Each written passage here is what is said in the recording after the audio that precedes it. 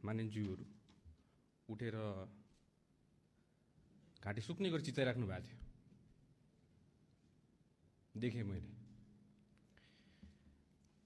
र यो भन्दै गर्दाखेरि चाहिँ हामी गृह मन्त्रालयमा बसेर के गर्ने होला, कसरी गर्ने होला, अब कसरी उहाँहरूलाई सान्त्वना दिने होला, के गर्ने, कसरी मिलाउने होला भनेर सोच्ने हामीले हाम्रो टिम बनाएर हामी कुरा छलफल गरिरहेका थियौँ। म यो सम्मानित सदनलाई सभामुख मार्फत सोध्न चाहन्छु, कतिजना हुनुहुन्छ हिजो त्यो हस्पिटलमा तपाईँहरू? जतिजनालाई घाँटी चिचार गराउनु भइरहेछ यहाँ? घाँटी चिच्याएर कराएर हुँदैन यहाँ सदनमा मात्र। म जनताको सेवा गर्छु भनेर मुखले बोलेर हुँदैन, त्यो मुखले बोलेको 50औं वर्ष भइसक्यो।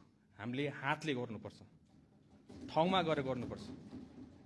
आफ्नो जनताको सेवा ठाउँमा गएर गर्नुपर्छ, उहाँहरूको पीडाको ठाउँमा बुझेर गर्नुपर्छ। त्यसलाई तपाईँहरू स्टन्टबाजी भनेर भन्नुहुन्छ।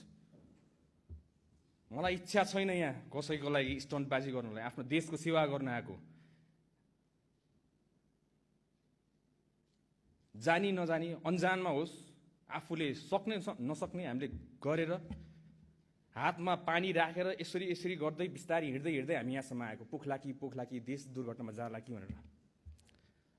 त्यसलाई तपाईँले स्टन्टबाजी भनेर भन्नुहुन्छ। हामीलाई थाहा छ हाम्रो पीडा हामीले कसरी यो फेस पार गर्यौँ भनेर। हामीलाई मात्र थाहा छ त्यो पीडा। अब आज म यो सम्मानित सदनलाई सभामुख मार्फत सरकार कसरी सञ्चालन हुन्छ भनेर तपाईँलाई म सिकाउन चाहन्छु। हाम्रो 3 तहको सरकार हुन्छ। एउटा सङ्घीय सरकार भयो, एउटा प्रदेश सरकार भयो र एउटा स्थानीय सरकार भयो। जुन ठाउँमा घटना घट्यो त्यो ठाउँमा ट्राफिकले लगाएको होइन, ट्राफिकले व्हील लक गरेको होइन।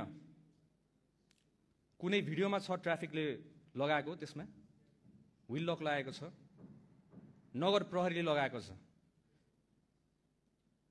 म विपक्ष दलका साथीहरूलाई, मान्छेहरूलाई सोध्न चाहन्छु, स्थानीय सरकार कसको छ अहिले?